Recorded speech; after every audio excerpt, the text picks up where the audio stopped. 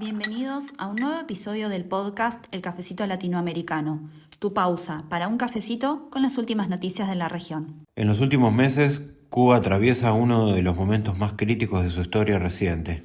Apagones totales, escasez extrema y un colapso energético que ya no se explica únicamente por problemas internos, sino por un tablero internacional cada vez más tenso. Lo que pasa hoy en La Habana conecta directamente con Washington, Moscú, Teherán y Caracas. Y en ese cruce de intereses aparece una pregunta que vuelve a sobrevolar la región. ¿Puede Estados Unidos ir un paso más allá? En este episodio vamos a respondernos las siguientes preguntas. ¿Por qué Cuba llegó a este nivel de colapso energético y qué cambió respecto a crisis anteriores? ¿De qué manera lo que pasa en la isla está relacionado con el conflicto entre Estados Unidos, Israel e Irán? ¿Y qué rol está jugando Rusia? ¿Existe realmente la posibilidad de una invasión o estamos frente a una nueva forma de intervención sin necesidad de tropas?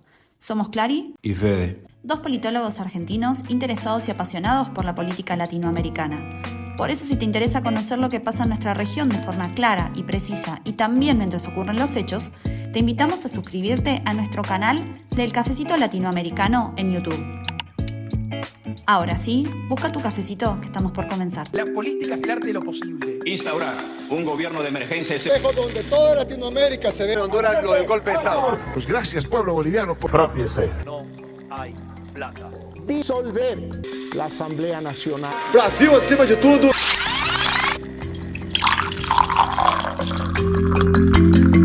Clara, y para ir empezando, ¿cómo se está viviendo hoy en Cuba y qué está pasando en la isla? El pasado 16 de marzo del 2026, Cuba vivió su sexto apagón total en apenas un año. Estos no fueron cortes programados, sino también fue un colapso absoluto del sistema que dejó a 11 millones de personas oscuras desde el Malecón hasta Santiago. Lo que está pasando en Cuba hoy es un estado de parálisis funcional. Para que dimensionemos la gravedad, en un país con escasez crónica, la poca comida que las familias logran conseguir se pudre en refrigeradores o heladeras apagadas. Esto ha generado algo que hace años era impensable, protestas nocturnas espontáneas donde el sonido de los cacerolazos es lo único que rompe la oscuridad. Además, también hay un colapso en los servicios. Las escuelas están cerrando, el transporte público es prácticamente inexistente porque no hay combustible ni para las plantas eléctricas e incluso se están posponiendo cirugías en hospitales. Cuando se cae la luz, también se cae Internet, lo que significa que Cuba queda aún más aislada del mundo durante 20 o 30 horas seguidas y por eso la gente no sabe qué está pasando fuera de su propia calle. ¿Pero por qué este colapso se da ahora? Cuba lleva 3 meses sin recibir cargamentos significativos de petróleo. La administración de Trump ha implementado un bloqueo naval y financiero que es quirúrgico.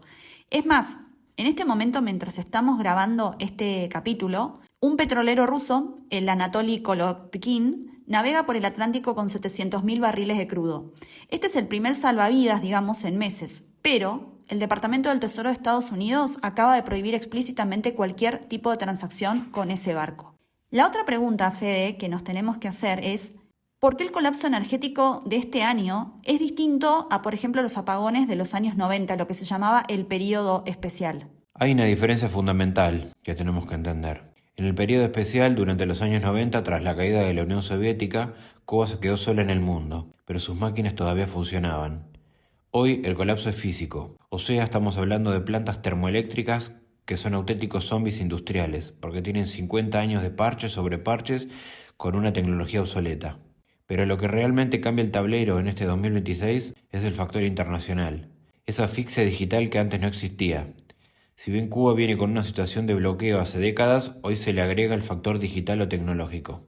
¿Qué queremos decir con esto? Que cualquier banco, en cualquier rincón del mundo, que intente procesar un pago cubano, por ejemplo, para comprar combustible, es detectado por el Tesoro de Estados Unidos y desconectado del sistema global en segundos. Es una persecución financiera en tiempo real que ha dejado a la isla sin margen de maniobra. Y Clary, en este contexto, ¿qué papel juega la actual alianza entre Cuba y el eje Irán-Rusia en el radar de la Casa Blanca? Bueno, es súper importante. Acá es donde entra a jugar el tablero de ajedrez internacional y es donde el mapa se conecta con lo que está pasando en Medio Oriente. No es casualidad que los apagones en La Habana se hayan vuelto absolutos justo cuando el conflicto entre Israel e Irán escaló este año. Irán era uno de los últimos proveedores que se animaba a mandar tanqueros a la isla, pero hoy con sus propias refinerías bajo fuego y las rutas bloqueadas en el Golfo, ese salvavidas, digamos, se cortó. Entonces, lo que vemos hoy no es una crisis de resistencia ideológica como la de Fidel en los años 90, sino, como vos decías, Fede, es una crisis de asfixia energética atravesada por un contexto de una guerra que hoy en día tiene parámetros regionales o un conflicto global. Cuba hoy es el daño colateral de un choque de potencias donde Washington, Moscú y Teherán están midiendo fuerzas. Mientras ellos van moviendo sus fichas en este tablero internacional, 11 millones de cubanos se quedan a oscuras, esperando ver si el próximo barco iraní o ruso logra finalmente romper ese cerco naval que hoy está bastante cerrado.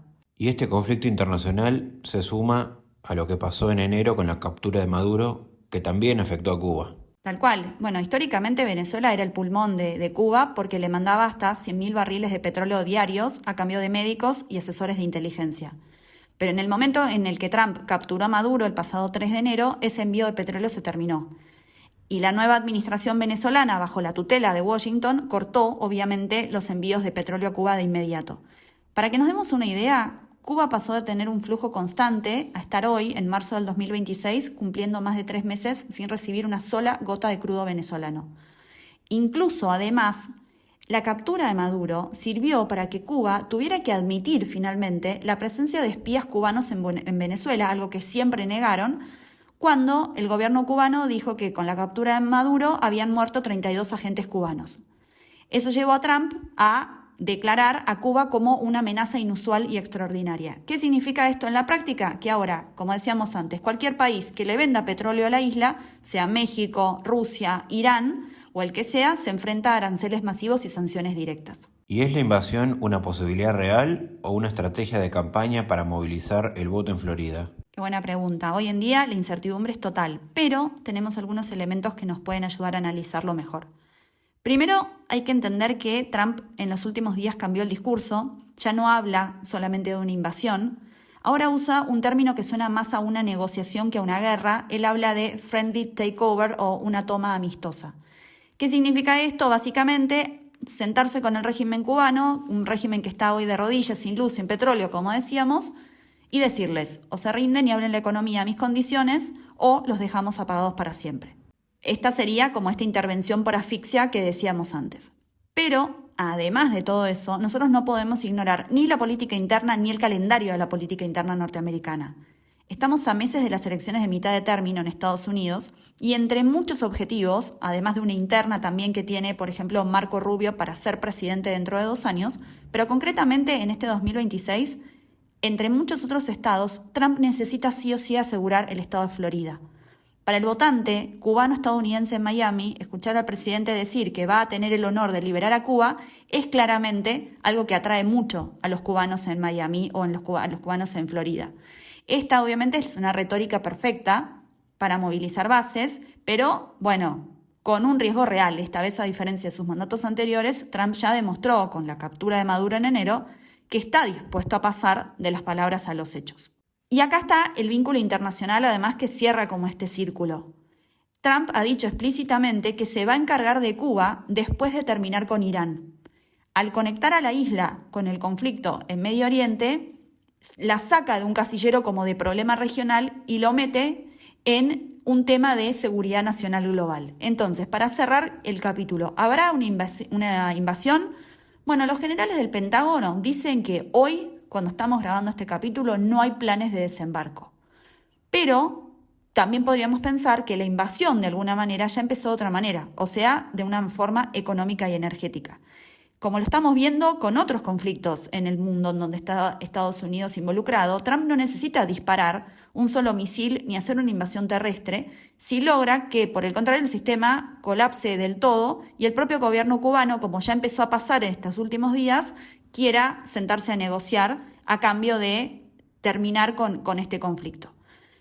Así que estaremos atentos a los próximos días y a las próximas semanas para ver cómo evoluciona este tema. Esperamos que les haya gustado el capítulo de hoy.